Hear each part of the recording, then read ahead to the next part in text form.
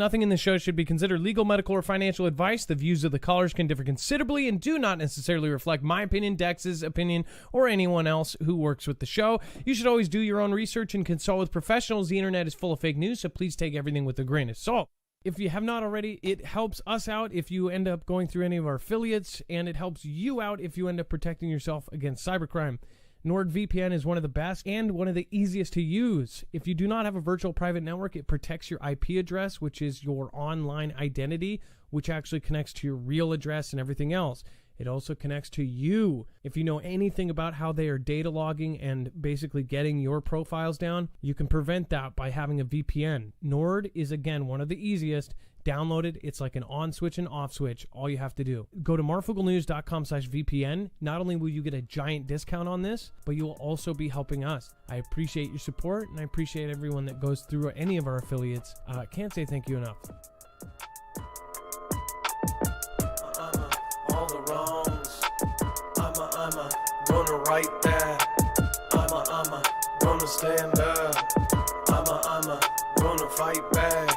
All right, what is going on, guys? It is Adam, aka Marf, and this is Marfoogle News. Welcome for another show. Tonight is a live call-in show, so if you've never been here before, remember you can call in at 224-400-MARF. Now, before we get started, we have a crazy show, of course, because now there is more information coming out essentially of what is going on with China. They are talking about what is and what is not coming from China. Obviously, there's something bigger than just a labor shortage. I will show you that here in a bit. We are talking about a T group or a T cell, as they would call it. Basically, they're saying now officials are warning within 6 months that we could have international events happening around the planet. I'll get into that in just a minute. This is a big one, so we're going to hit that in just a bit. Obviously, we have seen where they have told us before these things happen, and it just goes right under the radar. Everybody is talking about everything else, but not that huge elephant right there. So we'll talk about that, of course. Alec Baldwin, update on that. I'll briefly hit on La Palma, China, of course, on top of launching a possible fractional orbital bombardment system, basically the unstoppable way to launch an EMP. They just apparently launched a suspected anti-satellite weapon as well. So we'll talk about all that. If you want to access all of these articles and more, we make sure to back up every single article, every single source of every single tweet, video, picture, document that we're going to show you here is going to be on our website. So when you go there, you'll be able to see it's very easy to navigate by thumbnail. So you will look for this thumbnail. In the blink of an eye, the dragon will rise. When you click on that, you will, of course, be brought to every single link for every single, of course, article, any kind of piece of information we give you here, we give you access to. On top of that, all of the callers, if they have shared a video or if they've submitted a video to marfooglenews.com/playmyvideo, those will all be available underneath. So as you scroll down this page, you will see that there is, of course, the show notes, so a bibliography of all of our sources. On the right side, if you want to support, we are completely independent. We do not have a multi-channel network or a multi-billion-dollar company behind us. We have you. You can do so on the right. You can support any of our affiliates. When we send you to them, they give us a commission, and then that helps us. And then down at the bottom, we have web-only content. Dex will talk a little bit more about that later. But essentially, this is a whole nother show down here past this yellow bar. That is stuff that is too far to one direction for us to cover neutrally or to cover without, getting knocked off the air. So all of that is down there. And then, of course, down below that is going to be the callers. Those callers, all of their info is going to be there. If a YouTuber calls in like Jacob Israel, his channel and all of his info would be down there. Now, I doubt he'll call in because he's New York time and the guy goes to sleep at 8 and gets up at like 4:30 in the morning. But that's just an example. Let's bring in my co-host / internet brother / best awesome phone guy / best producer in the world, Dex. What is going on? Well, hello, Adam, and hello, Foogle fam. I'm doing just fine. So before you go off to the phones, because I know you're going to be busy, gun that killed Helena Hutchins used for leisure shooting by crew the morning of the accident. I know that you went over all of the Alec Baldwin stuff today. Did you figure out some this stuff? is exactly what I was suspecting yesterday and the day before. So it is, it's being reported from people that were there that this was a real bang bang, and it wasn't just a fake one or an airsoft or anything else, right? And they actually had used it for plinking, as most of us call it, when you shoot cans or jugs or whatever out in the desert. So this apparently is coming directly from the folks that were there, saying, hey, this was being used. So, and it was a real weapon. So here's the other part of this. It's really messed up. So they say that it was used the morning of the accident. Now, I don't know if Alec directly used that same one, but when you have something like that in your hand, you kind of know the difference between... I do know that a lot of these movies go for accuracy, and they might have the same weight. Maybe they're made out of the same metal, they just don't work, or they are former real, bang bangs that they have essentially turned into fake bang bangs, right? Or taken the pin out or whatever.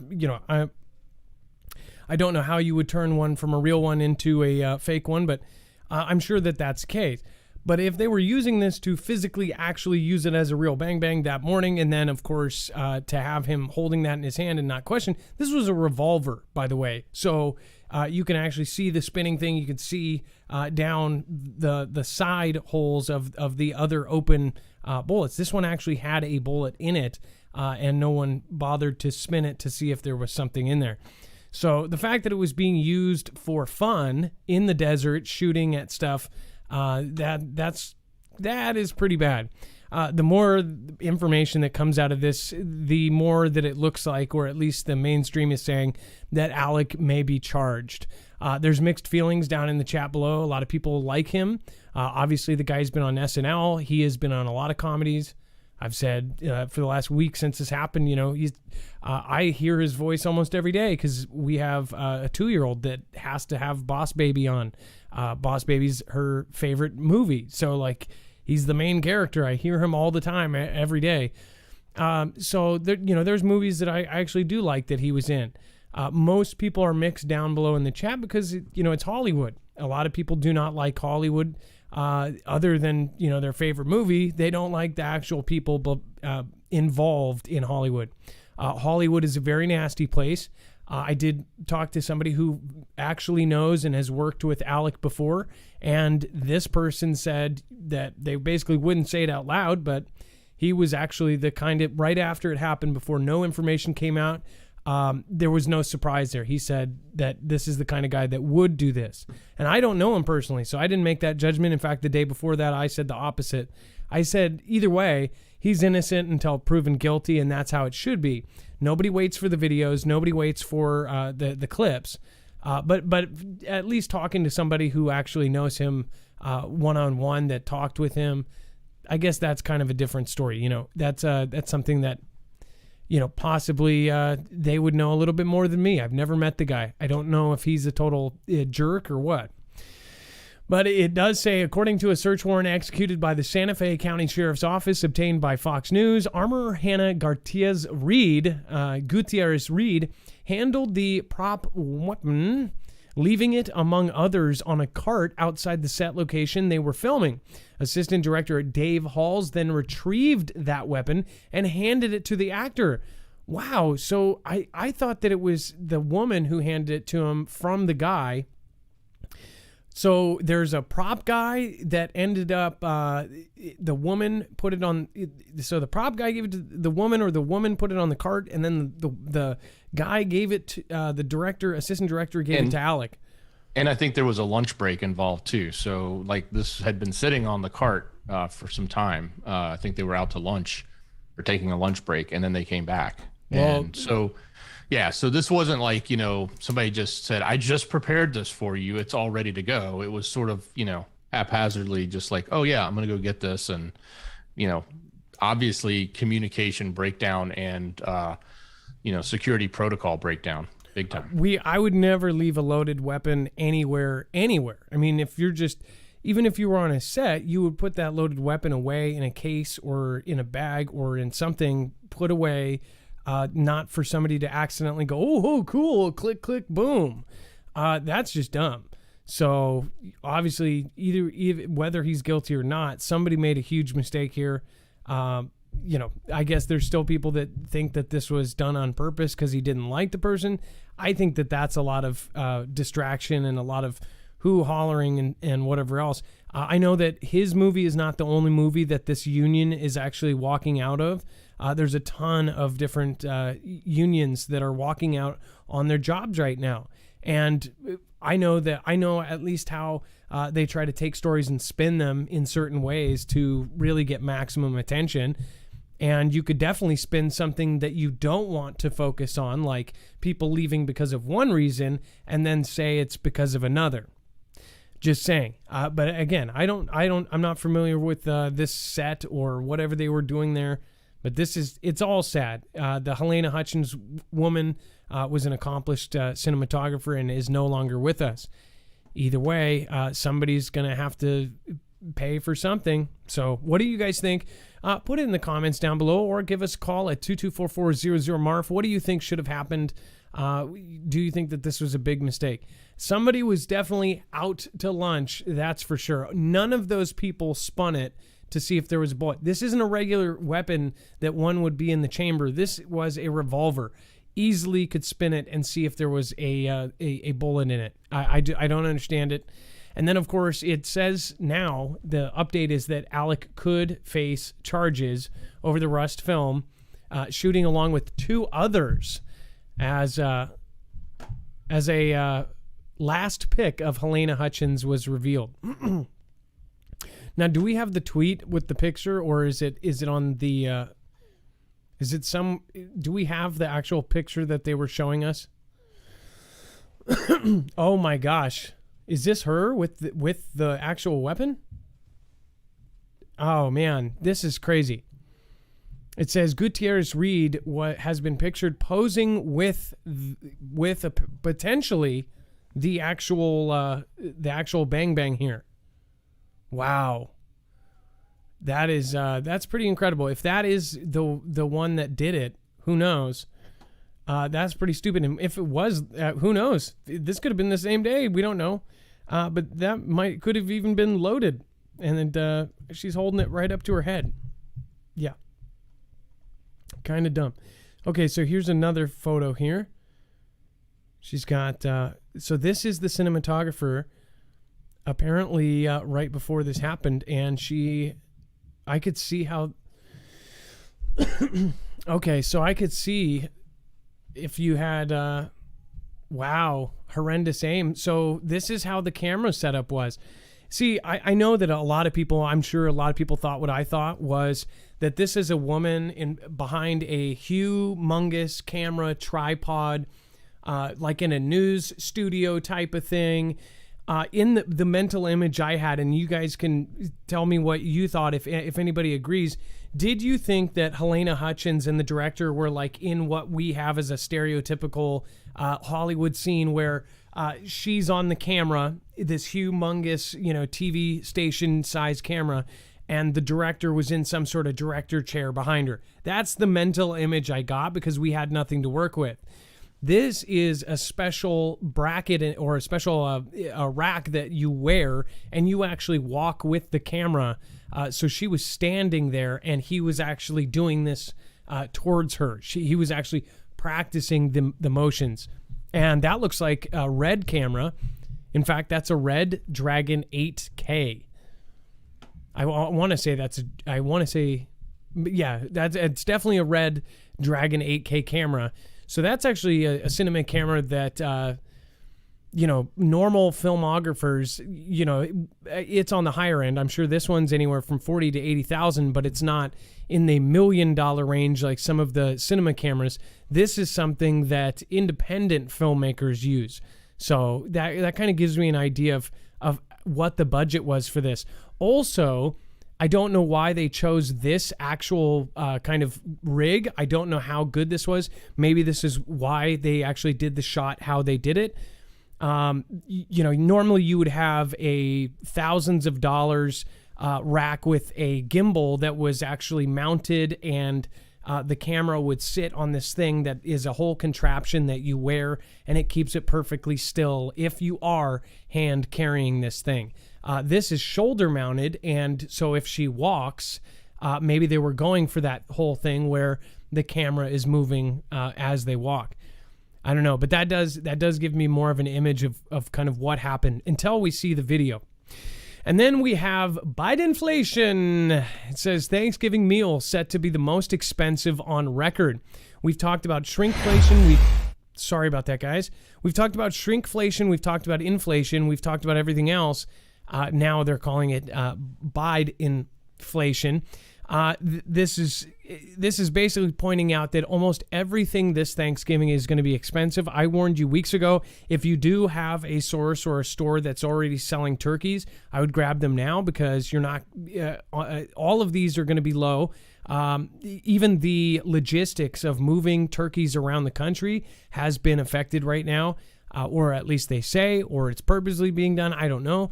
But they already know that turkeys are going to be way more expensive. All of the different foods, all of the canned foods that you would get if you do end up doing, canned berries or whatever it is, cranberries, all of that stuff is going to be more expensive for Thanksgiving, and it's going to be low supply. So I would highly recommend getting your Thanksgiving stuff early if you can. It says it has become clear that Americans' Thanksgiving dinners will be incredibly more expensive than they were 1 year ago. After supply chain crunches and an undeniable increase in food costs, Americans are facing a huge increase in costs for their traditional Thanksgiving meals. It says that the New York Times reports that the Thanksgiving 2021 could be the most expensive meal in history of the holiday. Turkeys, canned pumpkin, vanilla, sweet potatoes, nearly everything that goes into a feast celebrating the United States will be more expensive. The Times spoke to sweet potato seller in North Carolina who said that he's never seen anything like it. And this is from a guy who's been running sweet potatoes for 38 or 39 years. Almost 4 decades he's been doing it, and he's never seen anything like it. It says Norman Brown of Wade Farms in North Carolina said, "I don't know what the answer is, but in the end, it's all going to get passed out to the consumer." So all of the problems that they are having, all of the increased prices, the increased gas, everything that is going into this is then going to pass down in the prices.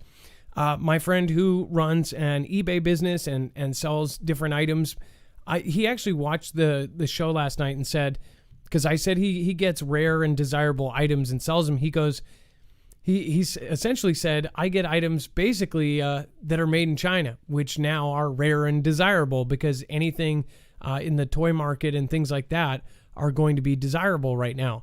And none of it is coming through. But one thing that he has noticed is items that he was buying just a month ago have now doubled and tripled in cost. These are the big box stores that are actually raising prices on things that have always been the same. And we're not talking about $1 or $2 raised. We're talking about $13 to $20 items ending up going for $40 or $55. Almost like they were pricing it up online for like a specialty thing through a third-party seller. If you look at say like Amazon, you buy a product from them, it's $30. If you buy it from Amazon FBA seller, it will be like $60, $70 because they have to account for the fees they have to pay Amazon. That's kind of what's going on with the big box stores. They're paying more, and that the reason why is instead of the $2,500 or $1,800 to $2,500 that they were paying for these containers to come over from China, for whatever did get through before this whole stoppage, it was up to $30,000 plus. Even heard of a $42,000 container carrying the same goods that would have been $2,500 just a matter of months ago, right? Or 6 months ago, 7 months ago, or at least last year, right? So things are changing really fast.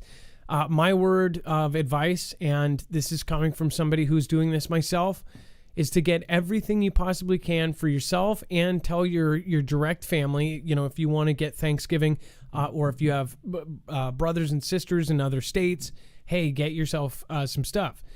Get yourself your turkey dinners and get your stuff that as soon as you can. If you see a store come out with it, don't buy all the turkeys. Get yours that you need for yourself, and then move on and keep that for yourself.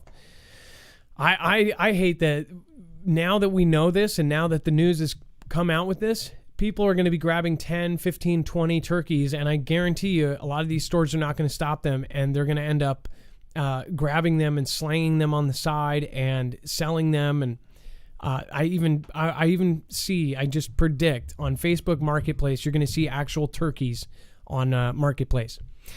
By the way, thank you, Linda Lou, Donnie Bickham, Truther6, Blossom Schwan, Gary, Tishu, Alicia, Reflex, Gianne, 2120, and Solomon Kasuji, Mike Bridges, Mundi Luna, and Mandy Luna, and Xavier Martinez for subscribing just now. Thank you guys. Thank you everybody that just joined in.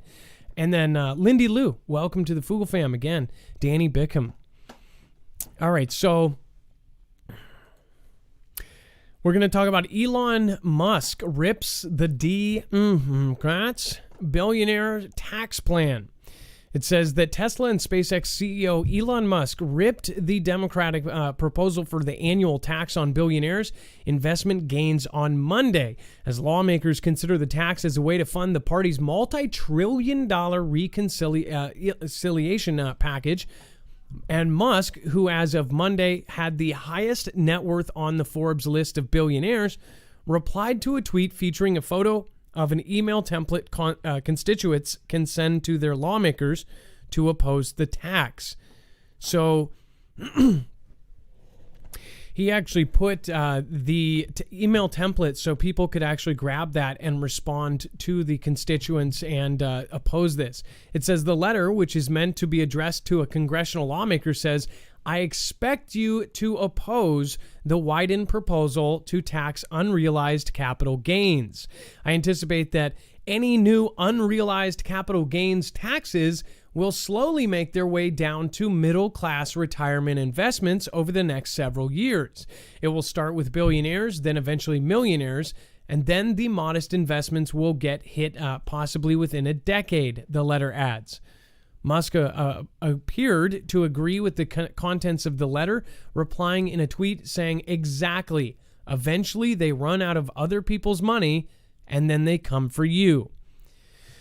So do you think, and the thing is he's got so much money, he doesn't need to worry about this, Dex. Well, yeah. And so what's happening here, and for those of you who may not know what this proposal is, they're going after unrealized capital gains. So an example of that is, say you buy a house for $100,000 and then later you sell it for $200,000. Well, that $100,000 you gained is your capital gains, and you would pay a tax on that capital gains. But what they're saying is, well, while you own that house, or while you own that stock, or while you own that other investment, you may not be able to sell it right now, but because it's worth more, we're going to charge you tax on what it's worth more now, because we want your money now and not later when you sell it. What if it goes down in value? Exactly. Well, then I guess you would write it with credits. But in the big picture, a lot of these billionaires will take a lot of their investments and put it all together and treat it as a capital gain. In other words, they let it sit and then they take loans out against it if they need cash, or maybe they sell just a little bit of the stock they need out of it and just and take gains on that while their wealth sits, and they can invest against that wealth. And that's how they basically can have billions of dollars, but not necessarily pay billions of dollars of taxes, because they haven't actually executed on any of that money. While it's nice to say, hey, let's go after the billionaires by saying, let's do this thing on unrealized capital gains, what he is saying is that once you open that rabbit hole, it's going to happen to everyone. And this can happen to anyone that owns a house, anyone that maybe buys a collectible car, or maybe even buys a small amount of, silver or gold, or buys a stock. When you buy that, as it appreciates over time, if you owned unrealized capital gains, they would be taxing you on the money that you haven't even made yet, because you haven't sold it. So say you buy a classic, I wanted to say, okay, say you buy a 57 Chevy Bel Air for whatever reason, it's $20,000, just to use as an example. And you got it for $20,000, but the next year, they all of a sudden have a shortage in Bel Airs, and the value in the market has gone up so much. It's gone up to $100,000. You've already paid the taxes to buy it originally. You paid $20,000 plus 10% sales tax. You purchased it outright. You own that.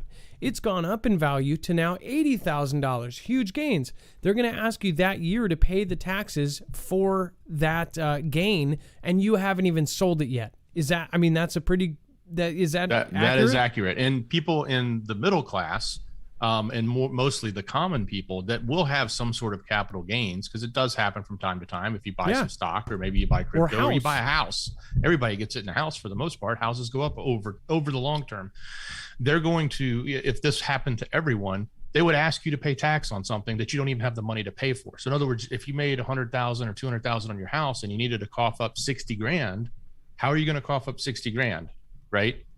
That's the trouble. You would have to get a loan based on how much you made just to pay the taxes for the, I mean, like, that's just stupid.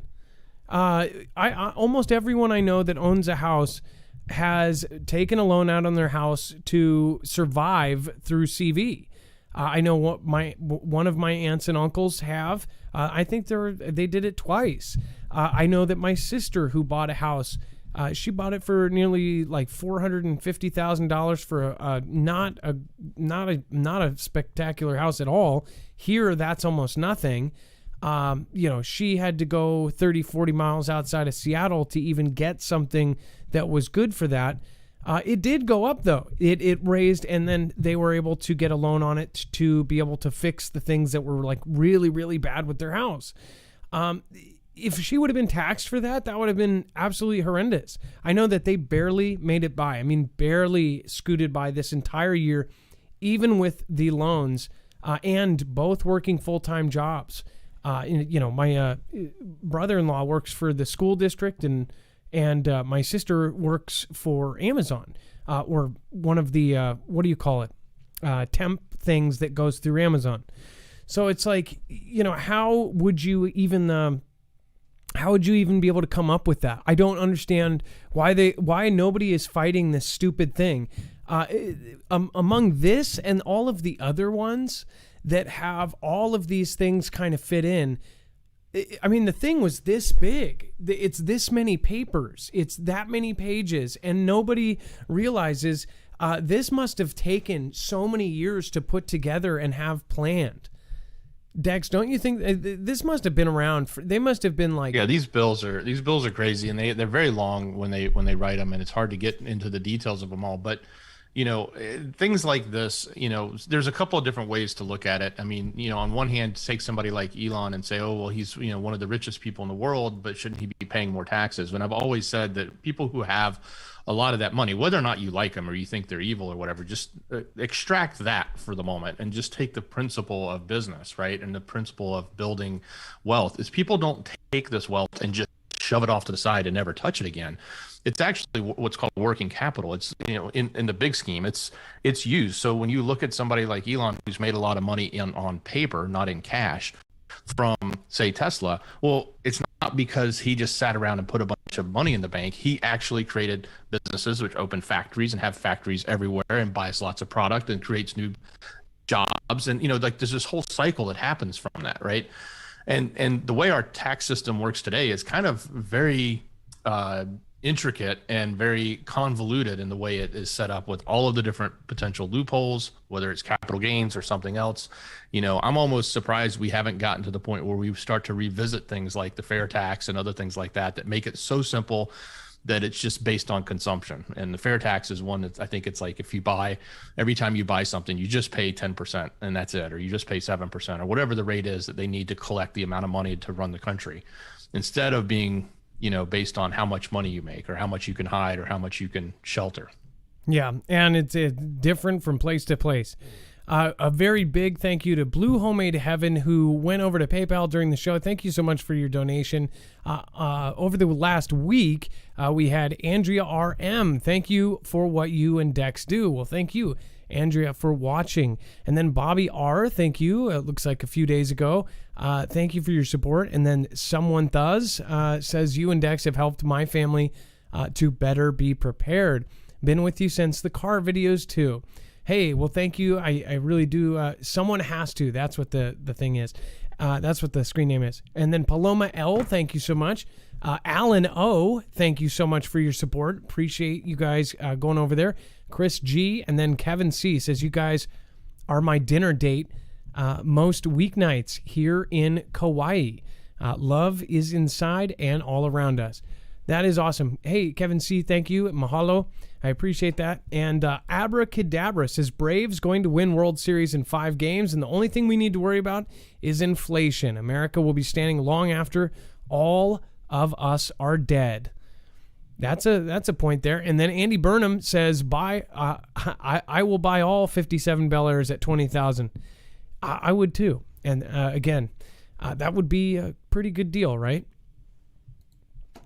Especially if they were actually complete and ran and weren't on blocks. And then we've got Yinzer Prepper on the phone. So let's, before we get Yinzer Prepper, let's get him lined up. I do want to remind you right now, though, if you would like to go over and prep through us, you can go to Essentials of Life through My Patriot Supply, and you can end up getting pretty much anything you need to survive. We have suggested this. We've shown you why we think this is a smart idea. I don't think I really need to tell many people why. People can see what is going on outside their windows. There's a reason you're here. The thing about this is, like, if you're already going to go do this, if you can, then go through us, because then obviously you're going to get a discount for going through us, and then they will give us a commission of what you get. That helps us grow, and that helps us expand. We would like to have a huge staff here and actually, become a huge thing here someday. But again, we got to go step by step. Now we have Dex, and soon I hope we have another Dex. So again, if you do want to get pretty much anything from water purification to air filtration to survival gear to whole 3-month supplies of food, in fact, that's $100 off right now. You can get it at marfooglenews.com/prep. Again, they have everything, survival gear. They even have iodine pills and, of course, battery banks and all sorts of other gadgets and pretty much everything you can think of to survive, including survival books, because you won't have Google to check how to survive. All right, and then that's marfooglenews.com/prep, and then let's get Yinzer Prepper on. Yinzer Prepper is on line 1. Yinzer, you're live on Marfoogle News. What's up, Marf? How are you doing, Thanks for Yinzer? having me on. Yeah, no problem. What's going on? Well, I want to discuss the show from the other night. You said about the Trojan horse. Yes. Now, the containers? yeah. Now, I thought about that. Me and my buddies have discussed that. But I have a better solution, or a better theory. Now, I'd like to shout out John with Prepper Nation. He wargamed this.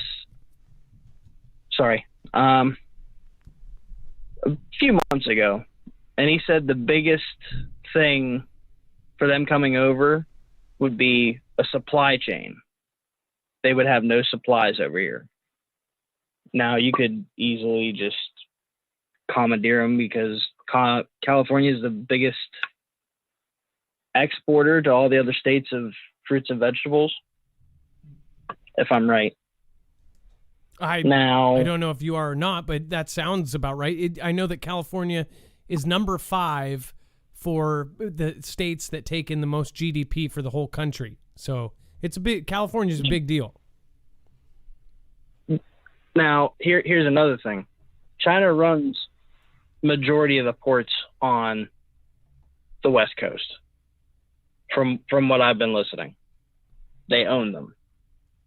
So take this into a theory, and there's no proof of this. There's nothing. It's just something I thought about. What if it's not just equipment on them containers? What if it's supplies, extra, we'll say freedom seeds, just to avoid the algorithms? Thank you. What if it's majority of all that? I mean, obviously some personnel to keep an eye on the stuff, and then just waiting for the right time to offload it. That way they don't have a supply chain issue. You see what I'm saying?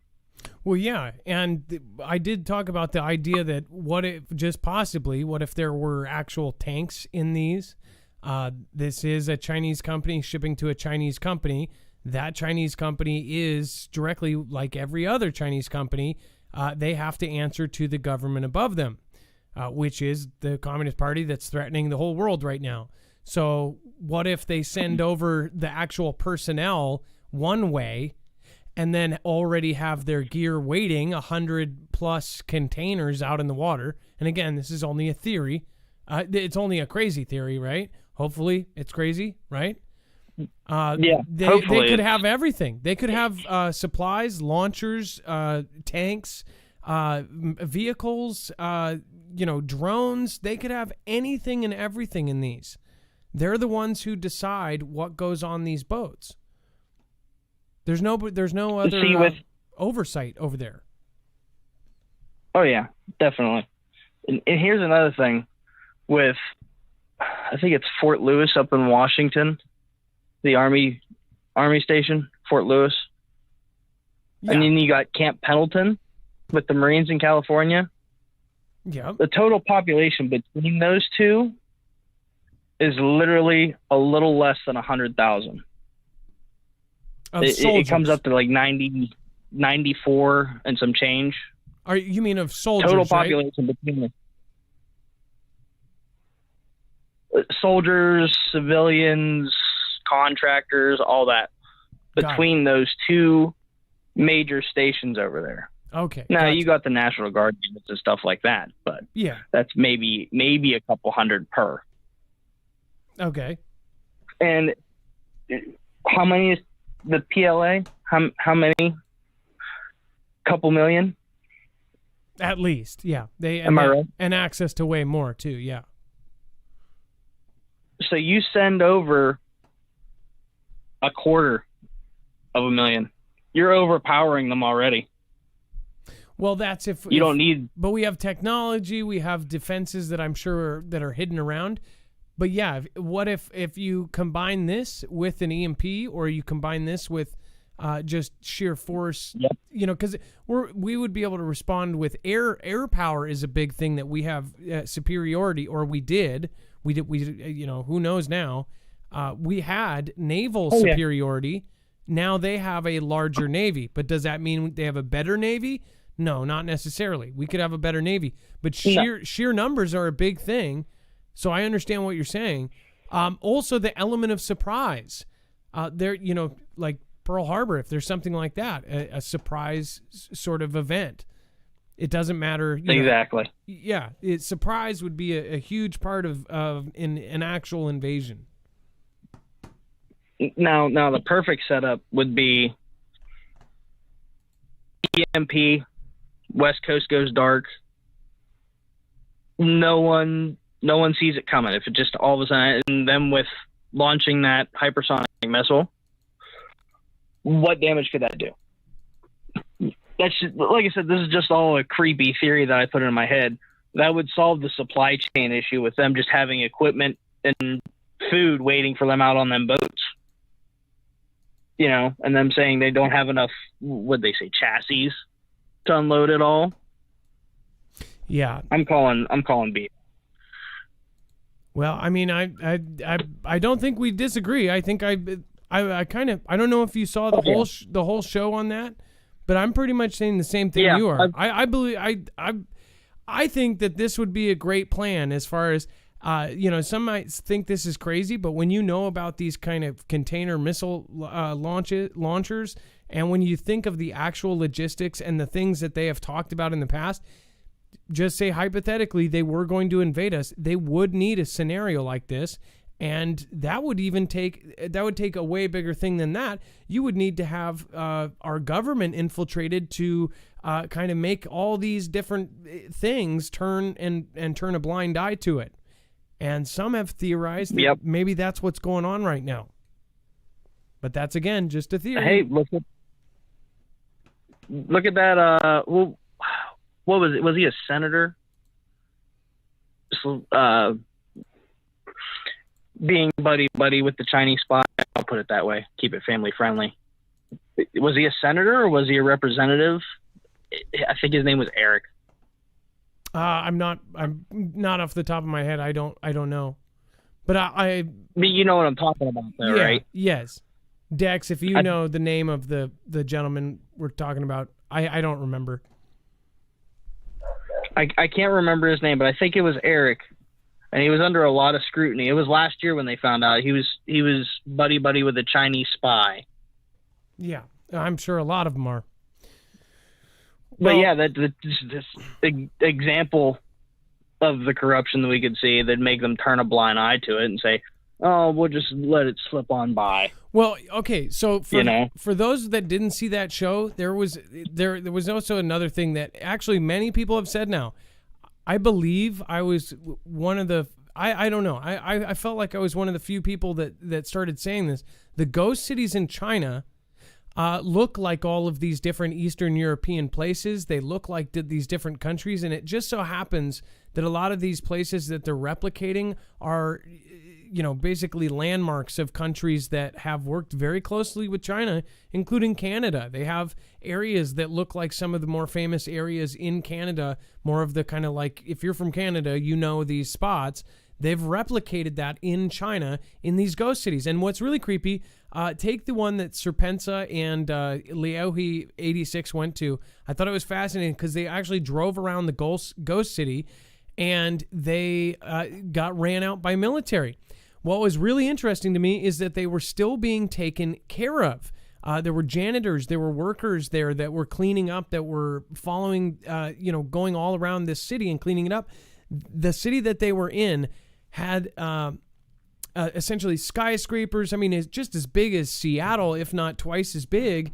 And it was completely empty. There was nobody there. There's nobody there except for the bare bones crew that was keeping this place going and cleaning up. Well, they ended up not to interrupt you, Marv. Didn't you say they also had Washington D.C., like a mock-up of Washington D.C. as well? Oh no, they don't know. I think I remember. They don't only have Washington D.C. Well, they have Washington Monument. They have, actually that brings me to my next point. In the city that they were in was completed in 2012, has still continued to be empty. It's 2021. They made this giant round half circle kind of thing, almost like the Arc, the Detroit Arc, or St. Louis Arc. Only it made more of an 8, and it was right on the water. So when the reflection hit, it was a perfect 8. The thing about this, they spent millions of dollars constructing this actual 8 thing, and it was in like 2018, like 7 years after the place was done. And there's no purpose for it. Nobody lives there. And these were U.S. builders. So why are U.S. builders going over there, taking an empty city that's been there, sitting there for 7 years, and then putting millions more dollars into building these arches and these attractions and things when no one is going to move in? They say that, it would draw people in. No. They don't even have a transport going out there. They don't have transportation going out there. They have no jobs. It's just empty housing. My theory is I'm starting to think that after all this goes down, it's built in case if everything goes wrong, if cities get destroyed, if France gets destroyed, if all these major landmarks get destroyed, the people that played a part in this big thing, and this is just my personal opinion, that they would have a spot that looks like their home, that they would feel more comfortable in China, in these ghost cities. I don't know why else they would, replicate all these different places. Why? It doesn't make any sense. That's a good theory. By the way, I found out that Senator Eric Swalwell. Oh, that was his name. Yeah, well, there's plenty more Eric Swalwells out there. There's a ton of them. There's money going into pockets all over the world right now. That at least that's my opinion. But the mock-up cities, here's another theory on that you could think about. What if they all get destroyed, like you said, but no one had the chance, like maybe the Chinese government giving them like a convenience of, well, hey, you could still go see the Washington Monument without going overseas. Now that the real one's actually destroyed, we just build a mock-up of it. It's kind of like a tourist trap in their own country, per se. You know what I'm saying? Yeah, no, I get you. Or the Eiffel Tower. Well, yeah, and anybody that hasn't looked up the ghost cities needs to go look at the photos and the pictures. It's truly eerie, but even more so, go watch. I haven't seen too many videos that were actually going and driving and riding through the ghost cities. Serpenza or Serpentze or whatever you call them. Him and Leo86, two very prominent Chinese channels, went there and they actually drove through it. And it's even spookier when you see the videos of it, not just the pictures from afar of actually going through it. And they get pushed out by military. So why are military trying to protect that area? That it seems like an asset, like it's for a future event. Yinzer Prepper, we're out of time right now. Yeah. Is there one more thing you want to say before you go? Everyone be safe out there. Something bad's on the horizon. Well, Stock up. so okay. Well, 3 for 3. I agree with you on everything. Yinzer Prepper, thank you so much for calling in, and I appreciate you. And again, if you guys haven't, again, I believe Yinzer, you do have a channel, right? No, I don't have a channel. I just watch stuff on YouTube. All right. Well, hey, Thank you Mark, for having me on. I would say you need to start one because everybody needs to start one. I've encouraged everybody to have get their own voice out there. If you have a different opinion than mine, start your own channel and share your opinion. That's how easy it is. All right. Well, thank you, Yinzer Prepper. That was Yinzer Prepper from Pennsylvania. Great guy. That again, we have Andy, a first-time caller, talking about smoke and ash in the atmosphere from La Palma and the pollution in the air. That's actually a Georgian caller. So we will get to him in just a minute here. But first, I did want to hit that other story here. In fact, it is Texas Rangers. Texas state troopers and Texas Rangers brace for thousands of migrants due in days. Now, this has gotten to the point where I don't understand how people can believe like the official narratives on these things. My personal opinion is that they are just so blatantly avoiding this scenario. It seems to me like they are letting people in on purpose. But I'm just going to go out on a stretch and say that. If you have a different opinion, let me know down below. It says Texas braces for the mother of all caravans. 1,000 state troopers and Texas Rangers deploy to the border as 3,000 migrants prepare to arrive in days. A unit of 1,000 state troopers and Texas Rangers assigned to monitor areas along the Lone Star State. 1,200 miles of border with Mexico is readying to guard against the next surge of people coming over, looking to defy President JB's administration. It says a month has passed since Texas state law enforcement agents played a role in preventing some 15,000, mostly Haitians, from crossing the United States-Mexico border. Another thing is they banned horses in that area that was totally non-navigable. I don't know what they're going to do about that same area. For you to even get over there, you have to be walking and you have to be doing this stuff, or you can't have a vehicle. So they are not allowed to do that. For what reason? Well, because of an angle on a picture that even the photographer said was bad. Had the guy with the reins like this and then a man below. I don't know how people were, kind of led in to believe that somehow that means that the horses should be taken away. Don't understand that. If you actually research on that whole story, you would think why that's the silliest thing you've ever heard. They're turning everything into a color thing. It's really bad. Now, as far as that means each ranger has about 4 miles to patrol. If you do the math on that, there's 1,200 miles and about 1,200 miles with 1,000 state troopers and rangers. That's about 3 miles per if they split up. If it was one, that would mean one person to 3 miles to monitor. Obviously, they're going to be focusing on areas that are, more popular, but still, that doesn't seem like they're not going to catch everybody. And then IAF to start training for strike on Iran nuke program in coming months. So this is a big deal. This is from the Times of Israel, and it is saying that their Air Force is training to strike on the Iran nuke program.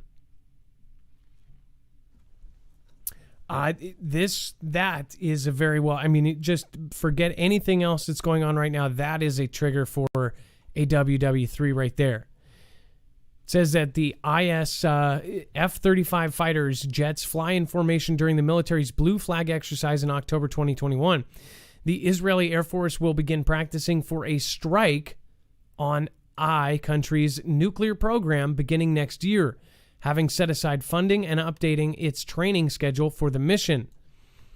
It says, in light of growing uncertainty regarding a return by Iran to the 2015 nuclear deal, known as the Joint Comprehensive Plan of Action, amid long-stalled negotiations with the United States, the IDF in recent months has ramped up its effort to prepare a credible military threat against Tehran's nuclear facilities. Now, I want you to team this up with the story that we're about to show you. There are credible threats from actual sources. Officials are now saying that they say within 6 months we're going to see international events or attacks. So when you put this into perspective, this is a pretty large story here. First off, though, I do want to thank Bear Lover 92,000. Thank you. Oh Firefighter, Miss V2, WJS Jen, Scooby Doo, Do Right, Scrapalicious Bear Claws, Leo X White, Vault 11. Thank you. And then from Vaughn, and then Lurker 1. Thank you. Wanna Be Crop Duster, Jaybird 42, Greifel, and everyone else over on DLive that is supporting. Thank you guys. So what do you think about this? And Dex, I'm going to bring you in a second here, but I do want to show. On top of this, we have T groups, and I'll highlight this since that's a no-no word. In Afghanistan, could launch international strikes within 6 months. Officials warn. Now remember, they have a bunch of new gear. They're not going to wait until we go and take away all that gear from us. We're talking about they even have gear to sneak into the country now. It says that T groups within Afghanistan could strike international targets within 6 months if left unchecked, defense officials warned lawmakers on Tuesday. So remember, just like we said with the show at Jacob Israel and Global Witness, this is a little seed in the back of your head. This is putting that there, and it's going to grow and grow. And then when it happens, you're not going to be shocked, and you're not going to be absolutely horrendously pissed off. It's going to be there in the back of your head, and you're going to expect it.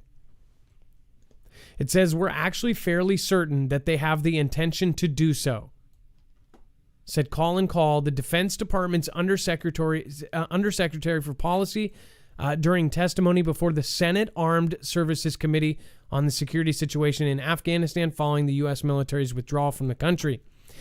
It says we could see ISISK generate that capability in somewhere between 6 or 12 months, according to the current assessments by the Intelligence Committee.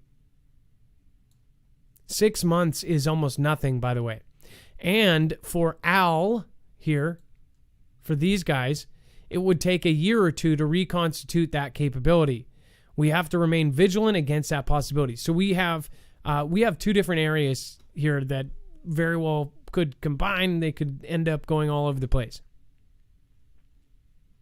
And remember, we brought a ton of people in that possibly could be sleeper cells.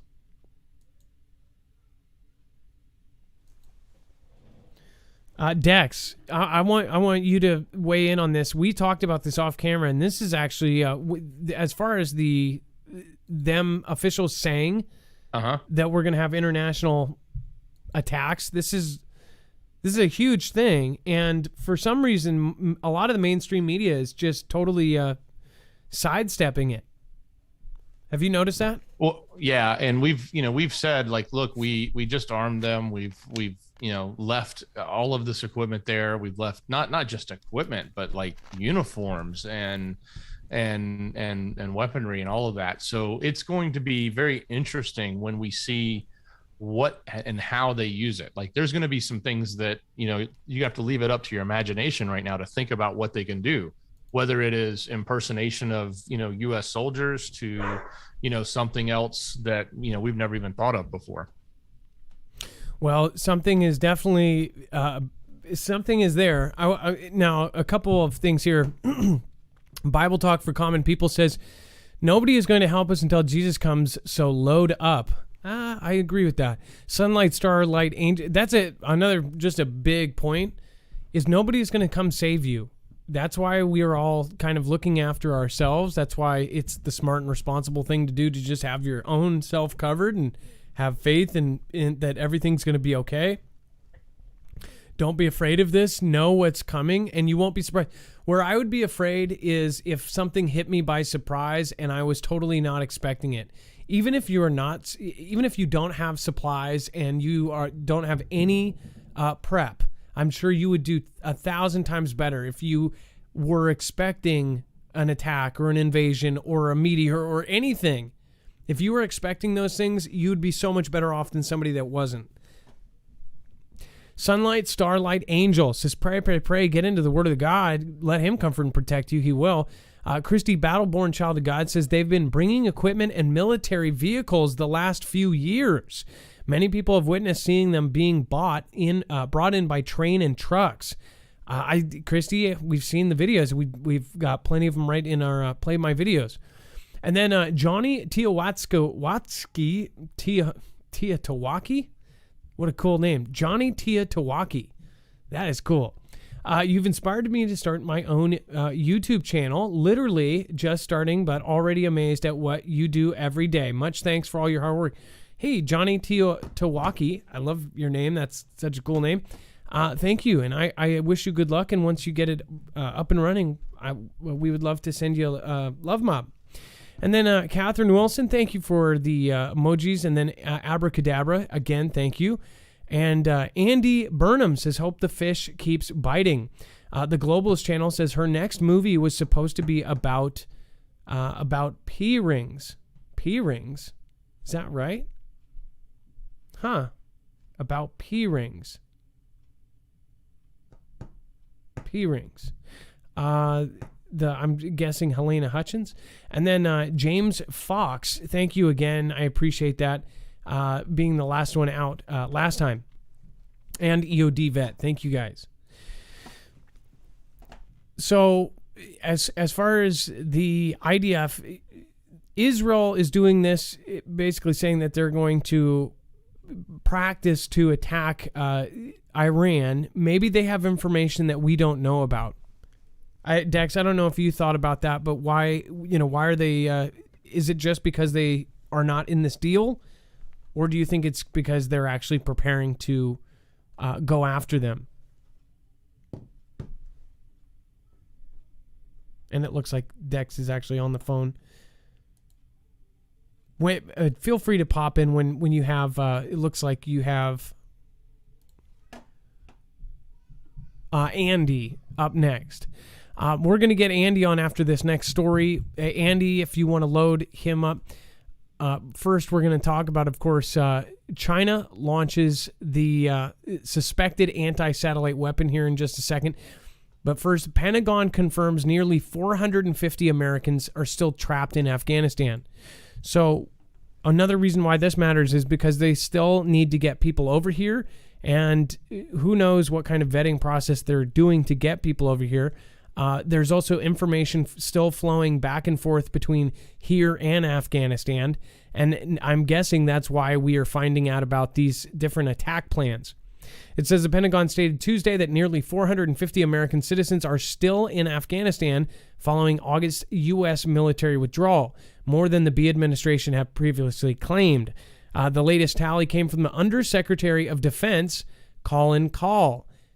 Remember, this is the same undersecretary that just told us that they believed that there was going to be an attack. You see what I'm saying? It says one of the many confusing things about this whole thing is that we really don't know how many Americans are left in Afghanistan. The administration's numbers of U.S. citizens left in Afghanistan keeps changing. We all understand that. It's very confusing. Which, by the way, whether you're a fan of him or not, the B administration is getting torn up by even CNN now. I just watched an entire 20-minute Chris Como. I suffered, so you guys didn't have to. Chris Como talking to, I think, Van Jones about how even the left and that whole side is basically tearing JB a new one. They are saying the honeymoon is over and that everybody is pissed off at him. I think that last town hall, need more TP for my cornholio. I think that's really just like you can't explain that away. He just failed to talk at points. Well, what's crazy about this is we haven't been able to get straight answers on these numbers. And even today, now we're getting a number that's really high. And by the way, a lot of people knew it, right? But getting it from the administration or getting it from an authoritative source, like the Pentagon, it's just been difficult. And so now for them to come out and say 450, that's a pretty big number. And it's not, we expected a number that high, or we expected a number maybe even higher than that.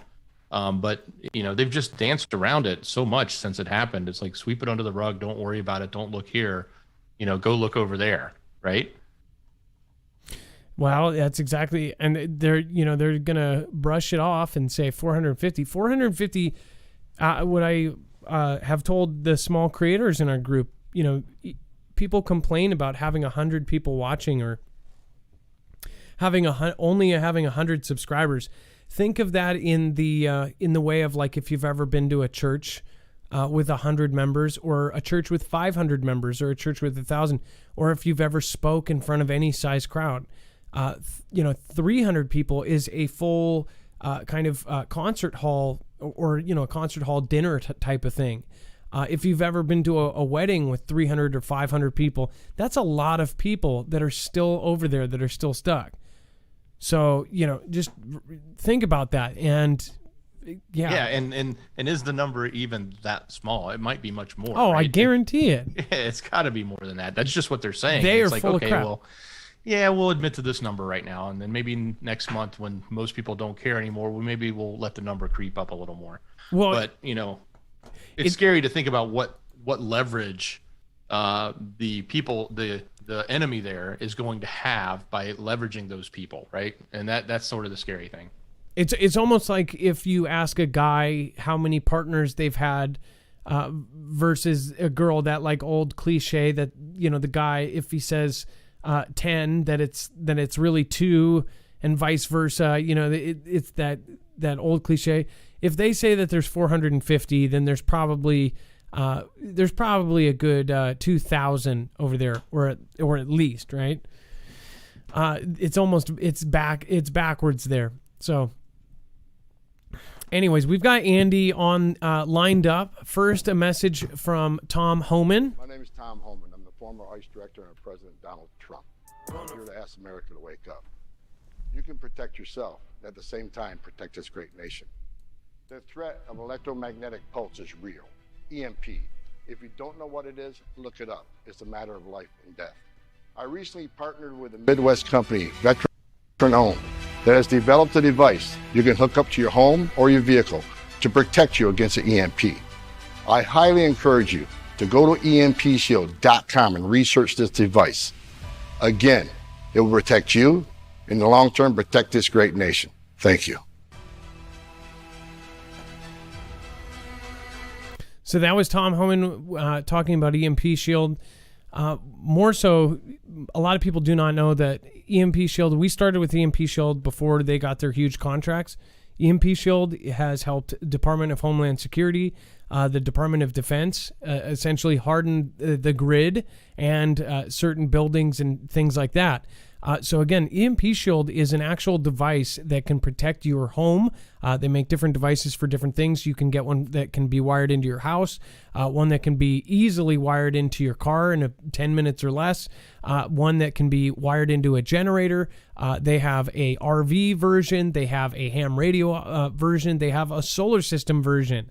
And essentially anything that you want to keep going after an EMP or an electromagnetic pulse, they have, and it can survive all three phases of an EMP. It will ground the signal before it can fry your device in as little as a picosecond, not even a microsecond or a macrosecond, a picosecond. And then it also protects against solar flares, which again, as far as a Carrington level event will happen. It is a matter of time. They say it happens on average every 150 years. It's already been 160. We are overdue in some ways. So if that did happen today, if it was as strong as the ones before, which again, we are in now solar cycle 25, which is now predicted to be one of the most crazy, unpredictable, and strongest cycles ever. In fact, the 22-year cycle says around 2024, we're going to be absolutely in a bunch of trouble.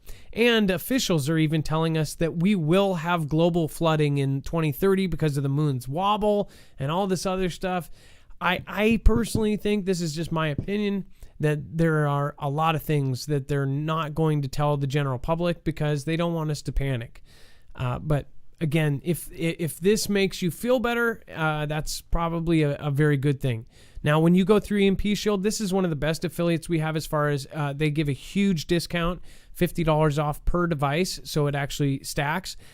And they end up helping our channel. So if you do want to end up protecting yourself and get a huge discount at the same time, this is the best this is a win-win for everybody.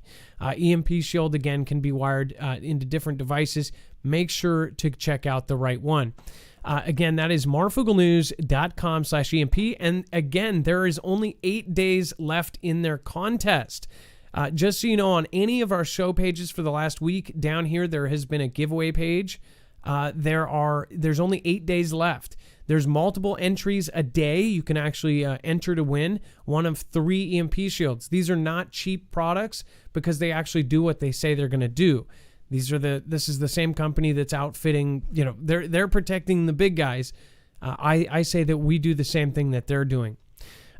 Remember, go over there. You can go to the website to enter. It's as easy as that. All right, Dex, let's get Andy on, and then we have, of course, another really crazy scenario here where President B is going to speak with Xi virtually. All right, Andy, you're live on Marfoogle News. How are you doing tonight? I'm doing good, Adam. How are you? I'm doing great. So you wanted to talk about smoke and ash from La Palma, is that right? Yes, I actually live in the state of Georgia, but I'm way down towards the Florida line. So I'm like 300 miles south of Dex. And started about the second week of October, we started noticing it basically looked like thick hairspray way up in the atmosphere. And I was interested to know what it was, and you could see the winds really whipping it around, and it turns out it was the part of the smoke and ash from La Palma had drifted all the way across the Atlantic and is intruding on South America and North America as well. And that really got me to thinking. So I decided to do some research. And my research, is an opinion of mine, but I did back it up with research like Adam likes to do. But I encourage each and every one of you to do your own research and seek out the truth for yourself.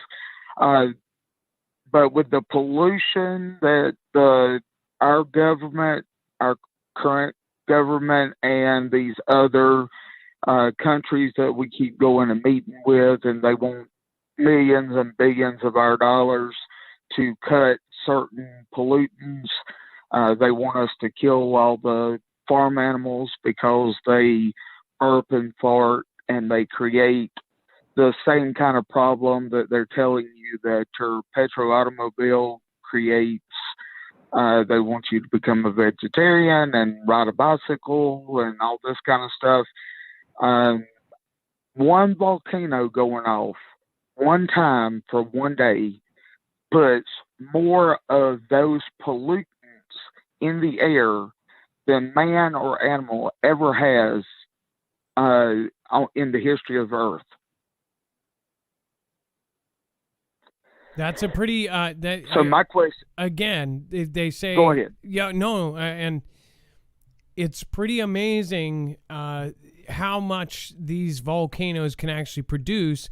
I was not born yet. I believe I was almost born when Mount St. Helens went off. We actually had a call with it, but my mother was in Yakima, Washington. My sister was old enough. She's 10 years older than me. She was old enough to remember that the entire city was black. It was out of the movies. The entire city was covered in ash. So that these things this is Mother Nature beyond what humans. I mean, we can't even comprehend how much stuff is coming out of this stuff. I totally understand what you're saying. Maybe things like this that are happening with the volcanoes. Maybe that's why they're putting in this new rule where they're. You can't even question things like that anymore. I don't know if you knew that. Right, because my question is, how are you going to stop a volcano from erupting? If I've got to give up my Chevrolet pickup truck, which I dearly love, for another vehicle to cut down on pollution, what are you going to do about the volcano on the Canary Islands, La Palma? How are you going to stop that? That's a good way to put it. Or any other volcano, any of the other active volcano. What if Yellowstone? I mean, Yellowstone goes off, we're really screwed. But even smaller ones. If one of the larger earthquakes on the West Coast goes off, or even in the Philippines or somewhere else, or in China, or any of the ones, the larger ones on the Ring of Fire, how there's no way to stop that. But I don't know. I'm not an expert. Is that better?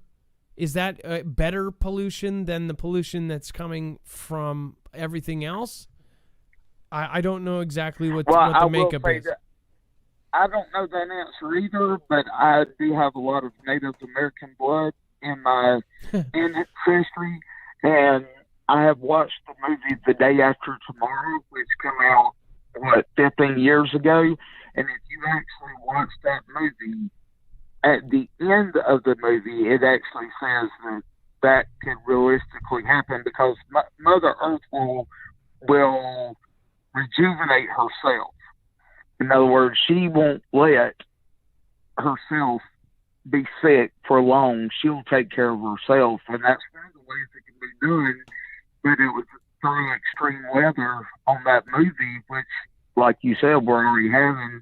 And we're up to 63 active volcanoes on Earth now? I think it is. Now, I think you have your finger over your microphone or something. I'm sorry. I was saying, aren't we up to 63 active volcanoes? Yes. Well, I did not know it was that high. It was at 26 a couple weeks ago. Well, it depends if it's active or we had 26 erupting volcanoes when we looked it up a few weeks ago at the beginning of the La Palma stuff. No, that's a big deal. Okay. Yeah, that's pretty crazy. It is. And what I was getting at was the movie The Day After Tomorrow, which came out 15 years ago.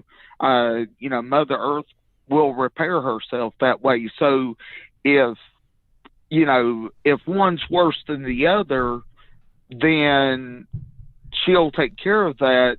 But my thing is, if they're equal, then that's a natural occurring thing that on Earth would be the highs and lows of those pollutants showing up. And you can actually look, they pull core samples out of the north up towards where the magnetic North Pole was above Canada, and it actually showed the highs and lows of the heat cycles on Earth. Well, it showed when the Earth was warmer, when the Earth was cooler, and we were still in a warm phase at that point. Just because we haven't broke out of that and went into a cooler, quote unquote, season so Earth can repair herself from those pollutants doesn't mean it's not going to happen naturally anyway. I don't think it's anything that we are in control of. I just think it's just another way to more or less say, thank you, sir, may I have another, in my opinion. No, so I get you. And Andy, I think it was Big Chief that said we should ban volcanoes. I totally agree. I think we should do a total ban on them, not let them touch social media, get rid of them completely. Well, Andy, thank you for your call today, and it's your first time call. I hope it's not your last. We are out of time though, but I did want to tell you that, don't be a stranger, okay? And I appreciate you. Sure, man. All right. Well, do me a favor. Move east of the Rocky Mountains. I'm starting to believe that, like, I don't even know if that would be, I don't know. I don't even know if that's far enough now. All right. Well, thank you. Yeah, I know. I'm just putting faith in God that wherever I am, I'm going to be safe, because you could move anywhere in the world. There's nowhere safe right now, because there's nowhere safe. You're right. There's nowhere. And now you're right. They have satellites in every country. Our adversaries have the same ones. They now have algorithms looking for a branch. If a branch breaks in the woods, they know, and they'll be able to pinpoint that area. It's just like, think about it this way. If any of you have a Ring camera or a Nest camera, it pings you and it says, there was a motion, there was a sound, there was a dog barking, and you can click on that event, right? And it will show you all the time somebody walked by. It's like that, only with a satellite. So if a branch moves, it will automatically record it and say, oh, hey, this happened over here. If they were looking for somebody in a certain woods now, if they really wanted them, and this is way up there, if they wanted to use this resource, they could end up finding somebody in the woods like that. That's why it's like, bugging out is going to be an underground thing or an off the planet thing, I think. Well, thank you, Andy, and you have a wonderful night, okay? Sure, I appreciate your time. I guess one last thought would be, I guess that's one positive to an EMP would be that maybe some of those Big Brother things would disappear. Yeah, it's a big subject there. Thank you so much. All right, bud, I appreciate you. All right, you too. Bye-bye. At the end there, it sounded like he was doing nunchucks.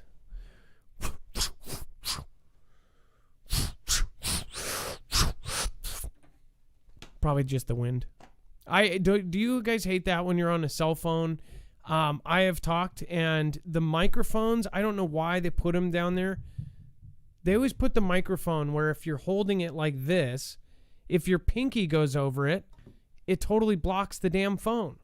I've had that happen to me a million times, and people are like, what? What are you saying? And you have to repeat yourself. It's just the dumbest placement. You would think they would have, like this, I think. There's there's a single tiny hole on the bottom next to the power plug.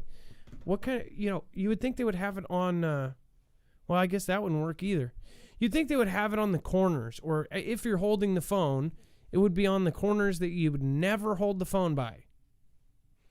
I don't know. Maybe I'm a genius, though, or something. I don't know. But then it would probably get wet, and then water would go in it, and I'm sure they thought of that. Biden is to speak with Xi virtually after Chinese president skips the G20 and climate summits. So I don't know if any of you noticed, but if Xi is actually skipping the G20 and the climate summits, it should be a sign to the world by now that China is skipping out on everything. Dex, by the way, did you know that he skipped the G20 and the summits?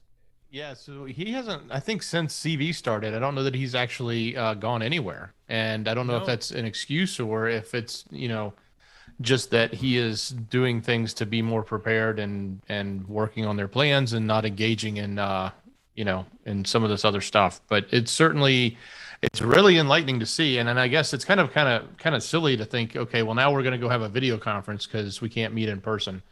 But that's what the administration is saying they're doing, right? So hopefully they talk and maybe they can calm some of this stuff down, and we won't end up in a conflict. But man, the writing sure seems to be on the wall when it comes to China and Taiwan and maybe even America for that point, right? People, if any of you have felt this way, I don't know if there's any of you that agree with me that we are going to go to conflict, like a full-scale, scary one with China. Just to add to that, and it's not to scare people, but we have a lot of military and a lot of people in our groups. Almost anybody that's been here for a while knew we had over 500 verified active and retired military members, and they all ran a group by themselves in our Discord. They vetted each other.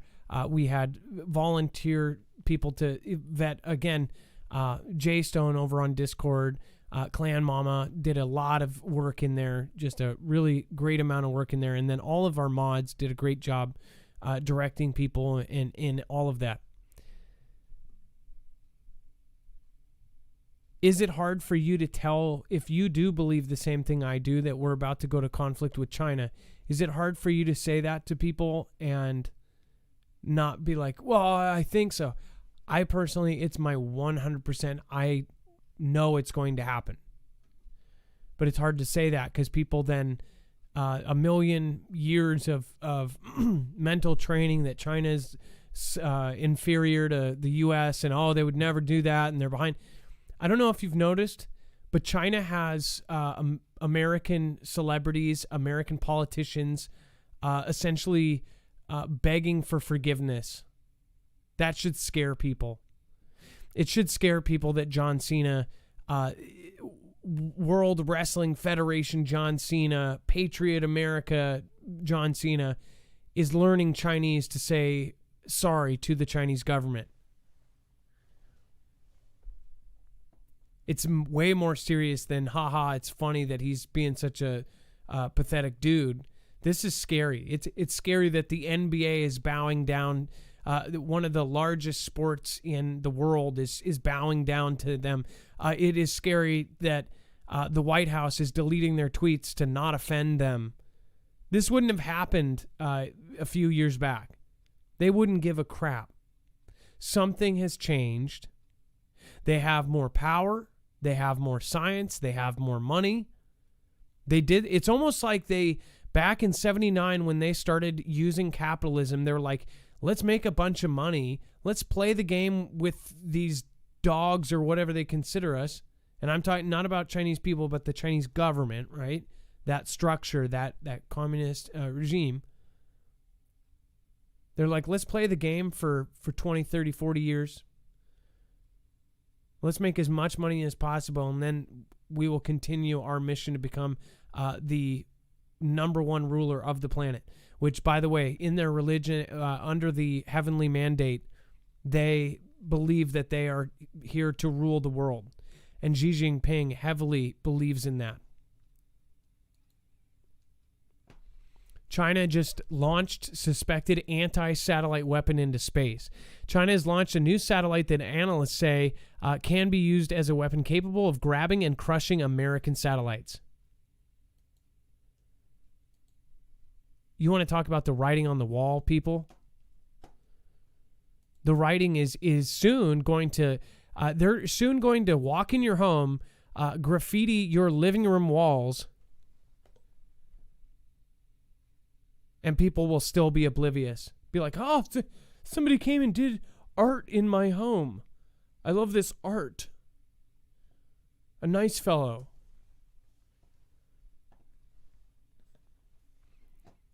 China has launched a new satellite that analysts say that could crush American satellites.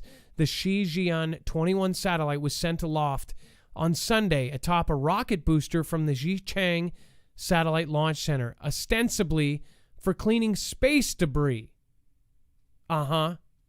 According to the China Aerospace Science and Technology Corps, Beijing's state-run space company, the company stated that the satellite was tasked with demonstrating technologies to alleviate and neutralize space debris. Guess what, Dex? Can you tell me what their idea of space debris is? What do you think the space debris is? Oh, I'm sure that however you can neutralize space debris, you can neutralize anything else that's up there. And we are the space debris. It's the greatest guys that there is. Like, they're the ones that made a mess, right? Remember, they made that mess up there. So now they can say, hey, we're going up to clean it up. But in reality, what they're doing is going up there with, advanced systems that they're putting in place that they can now take out other satellites.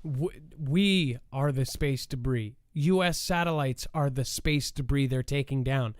Oh, it's no coincidence. I mean, this is the stupid thing. This is just a few days after they denied sending a fractional orbital bombardment system, a system that could deliver an EMP, and we didn't even see it until after it hit. Days after that, just a couple days after, they do this, and it's for space debris. That other one was a space launch, and this one is for space debris. Although it's the same technology that would take down our intricate and our integral satellites that play a part in all of our infrastructure. Why do you think they're drilling for no GPS, no power, no lights, no nothing? Why do you think they're driving through California streets? Any of you that did not watch a couple weeks ago, we were getting reports all over California, all over Oregon. The scariest one, though, was they said that there was 30 or 40 vehicles, Humvees, armed Humvees with guys out the top, no headlights, no headlamps, rolling through L.A., rolling through California, taking sharp turns, cruising through the street. No headlights, no nothing. Silent. All of the guys on top had night vision goggles, and I'm assuming the drivers did too. Obviously, they had the street lights and stuff, but they were practicing driving around, cruising around the city in the dark. Like, what the hell? That freaks me out. At the same time, we've seen formations of helicopters and all over the country. Look at Twitter. Look at my Twitter, especially. People tag me in all these videos, and it's starting to get pretty obvious. Like, I don't know how people are missing this. How is every city having jets fly over and it's not 4th of July every day?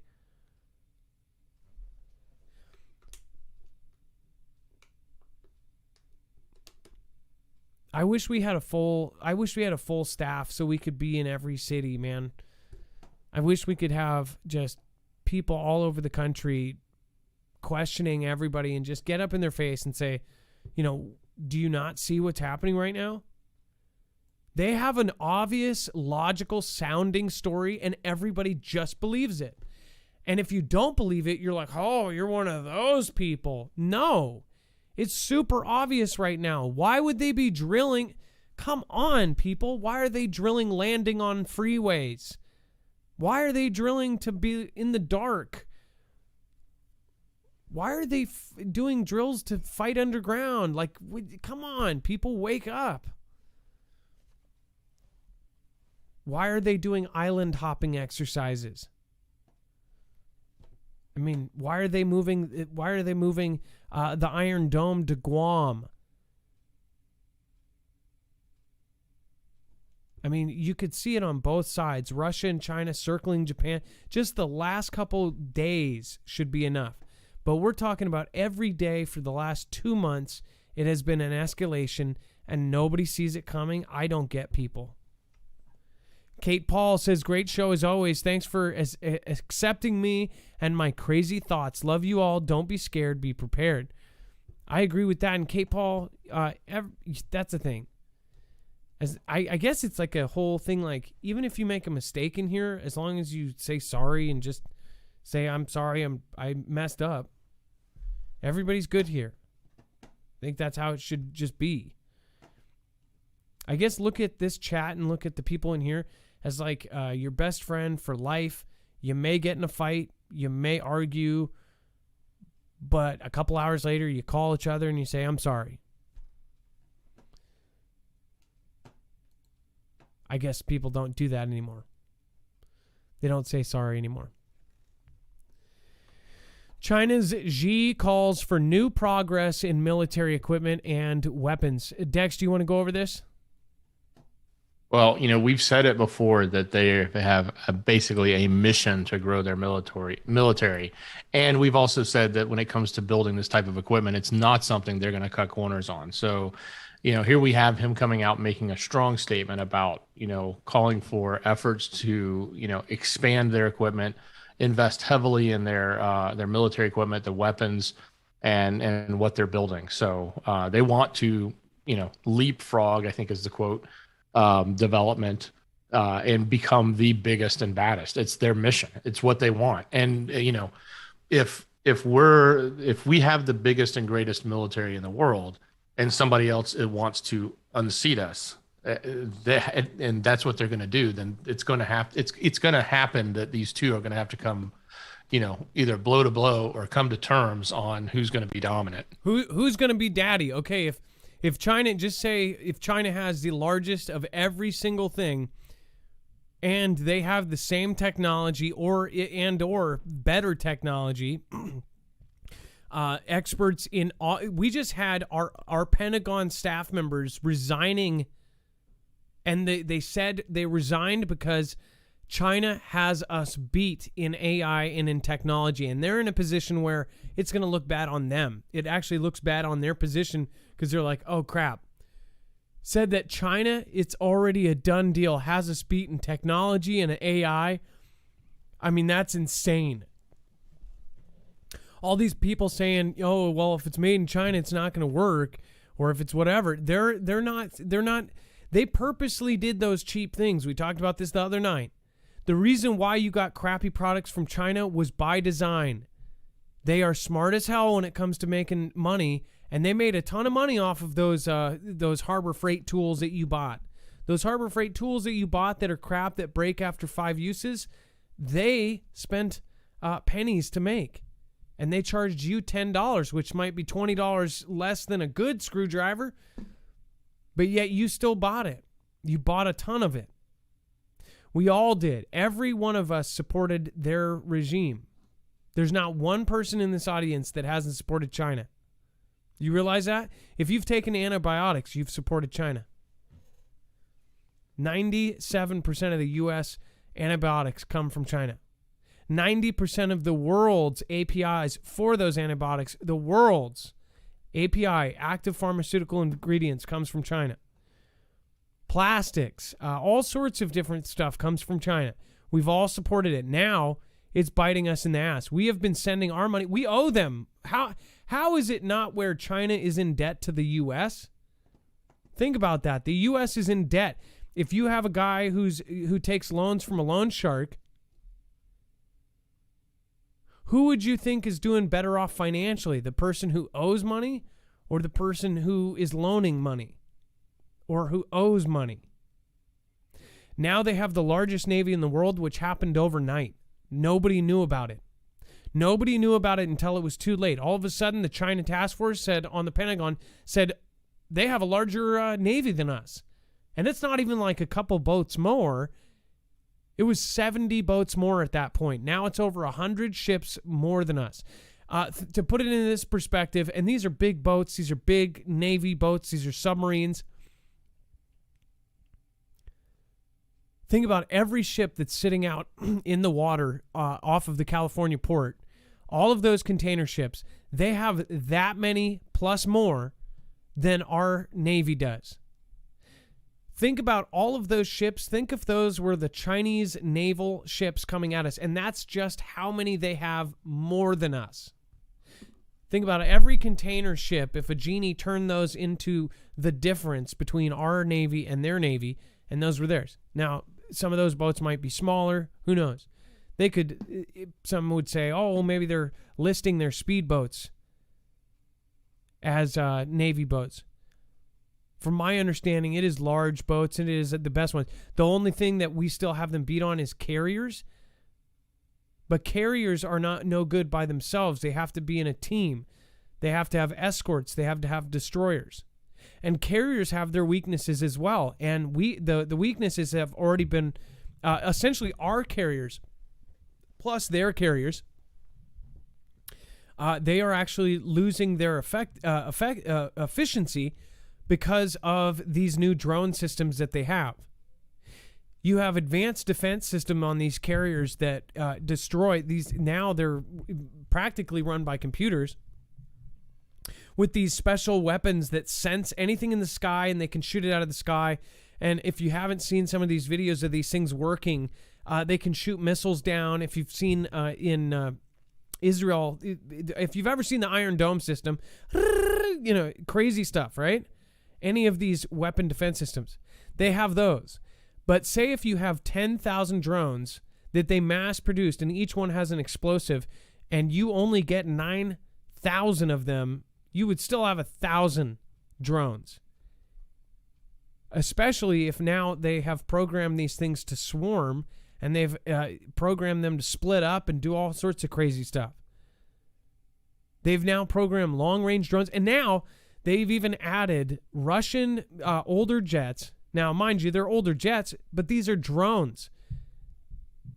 See, in WW2, for them to do a suicide bomb thing, for them to do a kamikaze mission, a person had to be in that in that jet. China has a fleet as bigger than some whole countries have a fleet of just Russian jets that have been converted into drones. That's craziness. And yeah, they might be older Russian jets, but they're going to throw them away. They're going to ram them into those carriers. However many carriers we have more than them, and who cares if they destroy them? There's still going to be a hunk of steel flying towards it at Mach speeds. Scooby-Doo Do Right, thank you, says Lily Boo sends all her tail-wagging, face-licking love to Adam, Dex, and Foogle Fam. Lily Boo, Foogle Fam pup, thank you so much for the licks and kisses. Zyder, Cindy, Defrustrated. Let's say, here, we give China and borrow money from them, getting our dollars back. Bear Claws, Patty Morton, Red 67, Hueism, defund volcanoes. Dex, we got to defund the volcanoes. Lisa K23, Kel Lizzie, love to all. Defrustrated says hi, Dex. And then I support Mrs. Foogle homeschooling poll. Cloud Pharrell. If that is something that's going to happen, that's really hard. Just really unfortunate things happening right now. Just can't believe what's going on. Oh, Firefighter, Bear Lover, Jaybird 42, Lurker 1. Thank you everybody for your support. Appreciate you. I defrustrated. Mm-hmm. And then U.S. has a few good options if China seizes the islands close to Taiwan. This is, of course, what this war game concluded. So they're actively practicing. They did an 18 time zone conflict game, right? They did exercises around the planet. It was one of the largest ever. They are looking at, by the way, China is now doing these drills on the beaches. And they are setting up these huge war games where they're trying to take the beach. And people say, oh, by 2025. If this was going to happen, it was going to happen soon. Dex, if what are they talking about here? They essentially came out with some...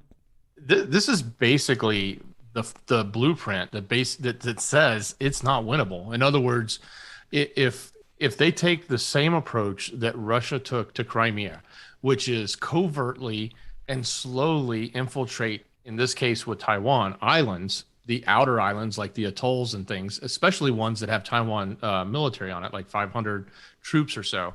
Once they come in and take one of those, right, there's no way they're going to hand it back over. The only way that would ever happen is if we would come in and go to full scale conflict, and we come in and say, you can't do that. And they're going to say, absolutely, we can. And then you're going to end up in full scale conflict. So basically, if China wants to follows the same blueprint that Russia followed, they'll take an island, just one of the small ones, then maybe take another small one.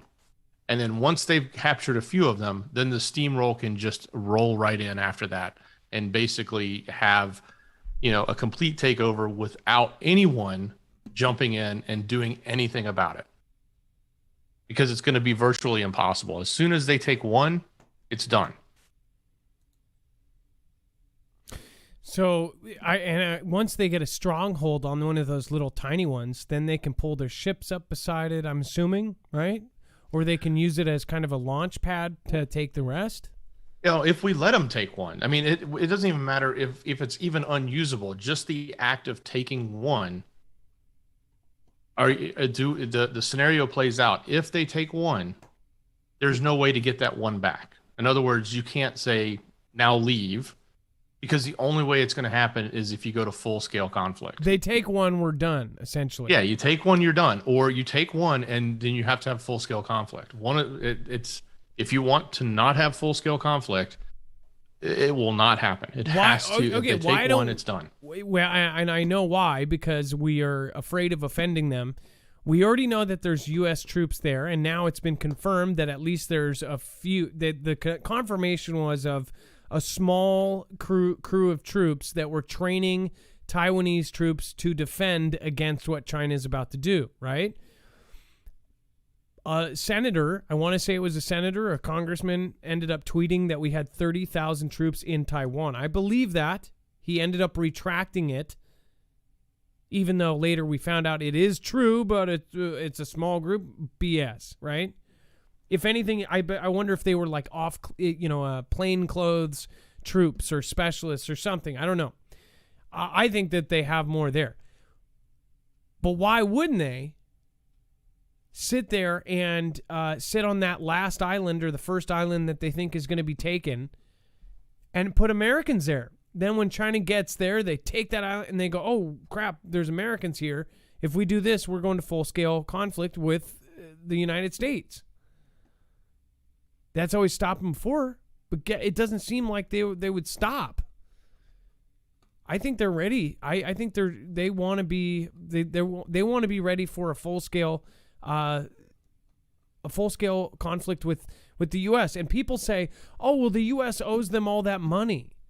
They would never go to war with us because we owe them all this money. If you own the United States, if you have a complete rule over everything that's happening in the United States, you realize if you take the United States, if you take out the leadership, if you actually take the entire United States, you would own everything in the United States. Think about if China all of a sudden owned every social media, and who knows if they don't already, right? Think about everything that we're on. This platform right now, I would not be able to speak. Period. This would have affected my social credit score the first episode. My social credit score would be so low I would not be able to fly in a plane or take a train because I'm talking badly about China. We would then be property of China. One China, one planet next, right? You guys think this is a joke? People have underestimated China. We know military that say that our military is now to the point where they are worried China is stronger than us. And people are going to deny it all the way up to it. Somebody made a comment down there. Who was that? Somebody put a comment. It said, oh gosh, I don't want to paraphrase that one too. Let's see. Somebody said, somebody basically said that that they are already, they've already started, but they were, oh man, that was a good comment. I wish I would have got that when it was there. I want to say it was Lisa Kay. No, maybe not. Maybe I think it was Lisa K23. Either way, Lisa K says, Marf, this is so unsettling. I think truth. The thing is if you know what's coming, then it's going to be less of a surprise. You're going to be at least mentally prepared. People, they said it's going to be, that was the comment. Basically that people were going to be broadsided. Maybe that was on YouTube. That people were going to be broadsided by this. In fact, yes, I have it right here. Andrea Ellison says, it's coming. It'll broadside everyone. It's all a show. I think you're right, Andrea, and it could be both sides are teaming up to do this. Somebody, maybe a rock-colored black and a guard in a van. I think they'll pay for both sides. I mean, literally, BlackRock has more money than all of the GDPs in the world combined other than China and the U.S. And guess what they did? They told everybody, invest your American money in China because they're going to blow up and everything's going to be good there. This was recently. Even George Soros came out and said, this is a bad idea. You're going to have security issues if you invest in China, all of this stuff. Now China's like cutting out and separating from the rest of the world after BlackRock told everybody to invest there. BlackRock, which, by the way, if you have a 401k or if you have a retirement plan, you most likely have your company most likely helped BlackRock get to the position it is. BlackRock also owns chunks and Vanguard of everything that's going on right now. The testing facilities, the items that everybody is mandatory going to take, right? Or being forced, or they're going to try. It's Vlad Dade says, Illinois is obviously doing an all-in bluff. IL is obviously doing an all-in bluff. Huh. And then, hey, Marv, check out the movie Dragon Day from 2014 on Amazon Prime Video. Good SHTF movie. Tell me what you think. JV, that's a done deal. If it's an SHTF movie, I've probably seen it or I will see it because I think there's a lot of predictive programming in a lot of these videos. Look at Contagion. That movie, I just couldn't believe that. Dex, let's get our next caller on.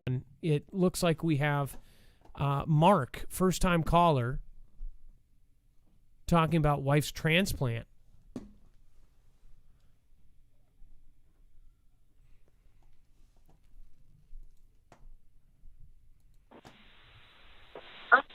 Mark, you are live. Hi, Adam Dex. How are you? Hey, good. You're live. What's going on? Hey, great. Listen, I found a little bit of light in some of what y'all been reporting on, especially when you said you were down to your last penny in your car. My wife had took a sick back in 2009.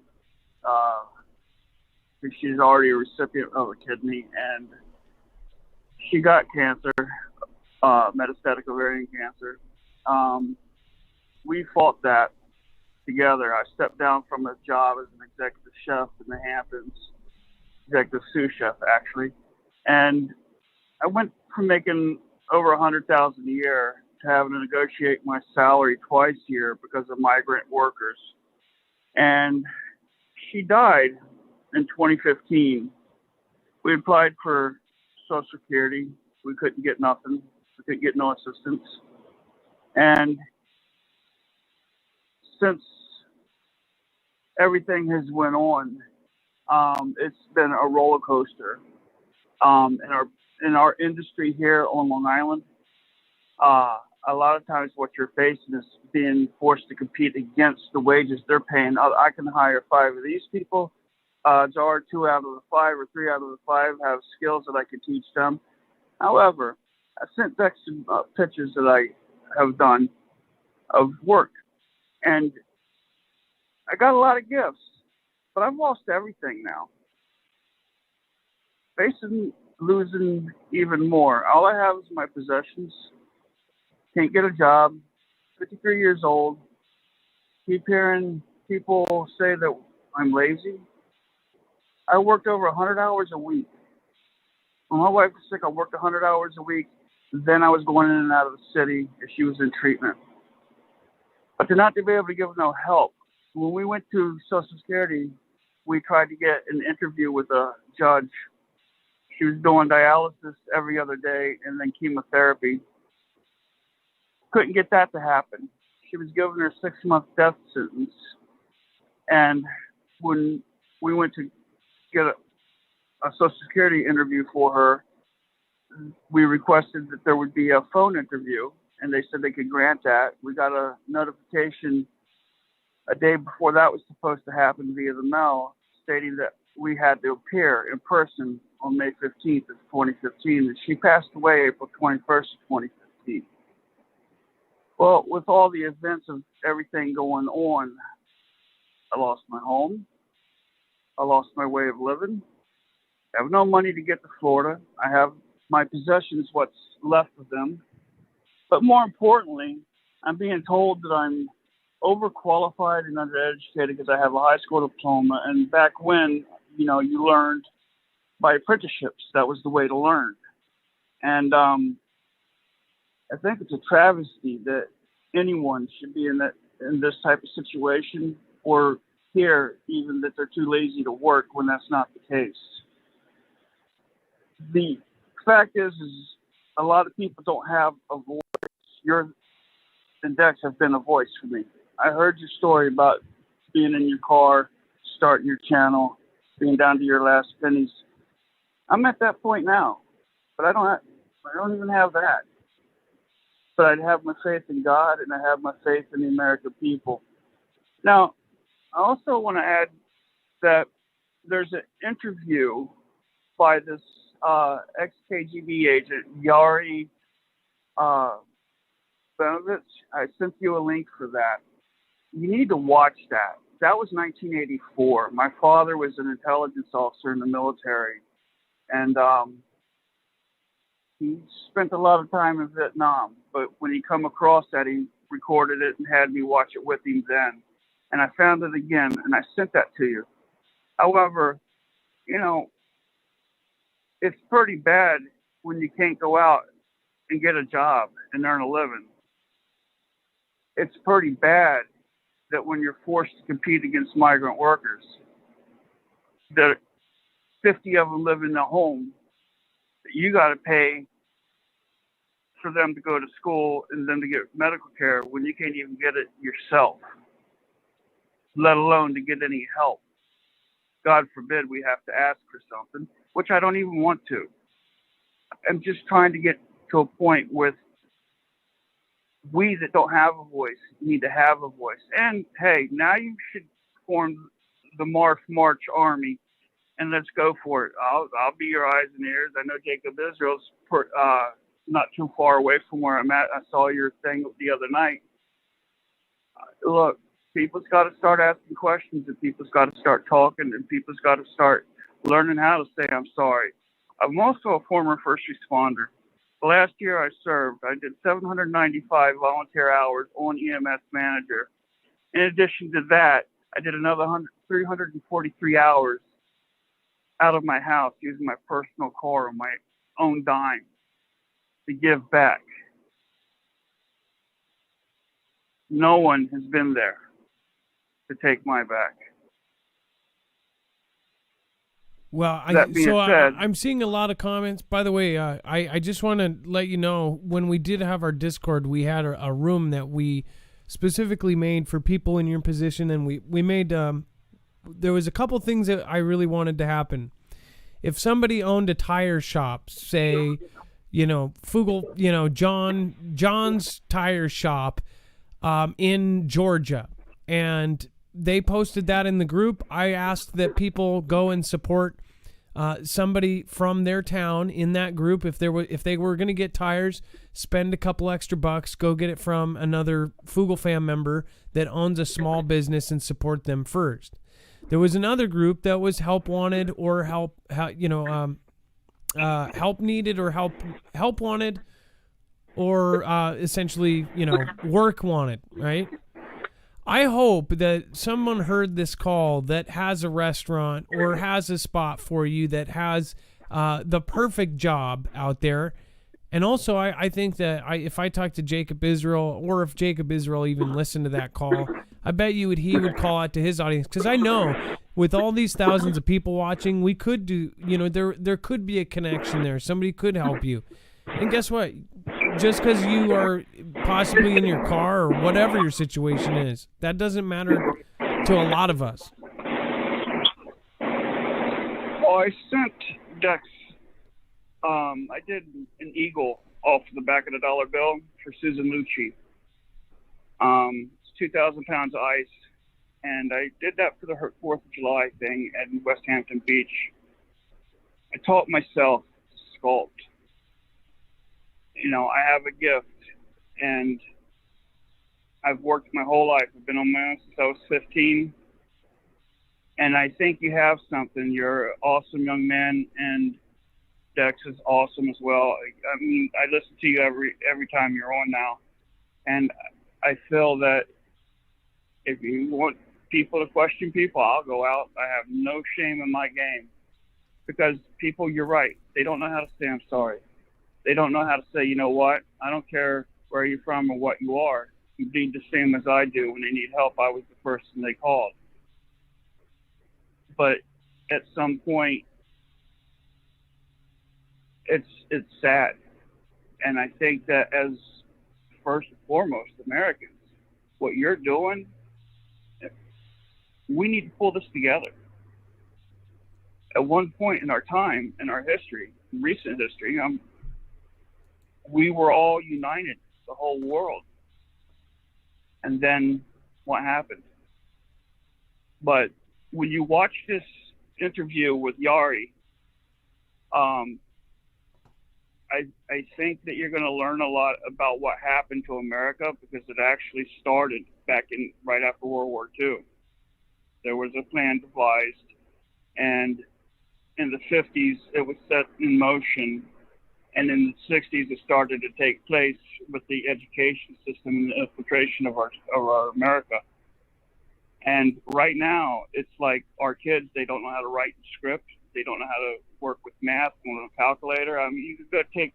They don't know how to read a clock, an analog clock. No, it's 3 minutes on YouTube. But I just wanted to say thank you for everything. And if Dex could forward me that link for that group you have. I mean, I've been looking high and low. Now I'm down to nothing other than a quarter tank of gas and my possessions. And I don't, So I Mark, just think that we need more of you and Dex. Well, don't worry about it. So Mark, we've got your information, and I'm going to talk to Jacob Israel as well, because he's over in your area, and maybe he knows somebody. Maybe he might see if this was my neighborhood. I actually know a couple restaurant owners that have reached out to me, and guarantee you, if you were here, it'd be a different story. But who knows? Maybe you'd be willing to relocate after all the stuff that's gone down. I'm sorry to hear about your wife. I really am. We the show's about to cut off here in about a minute and a half. All right, Mark. I just want to let you know everybody's praying for you. You should go back through and look at all the people that said positive things to you. There was a lot of really blessing. There was a lot of prayers there for you. I think that will make your day, because every one of them was positive. So Mark, don't worry. This isn't the last time we're going to talk to you. Okay. If there's anything that we can do, I appreciate it. We can give it a try, okay? Because somebody like Thank you, that does have a skill set, especially something like that, should be able to get a restaurant job like that, or something in the line of field that you are actually skilled, or even a sculptor. Who knows? Maybe there's a position there. Thank you, Mark, and this isn't the last time we'll talk, okay? It's your first time call, and now possibly the beginning of something else.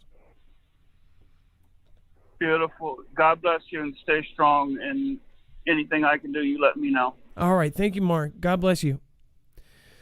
That was Mark from New York.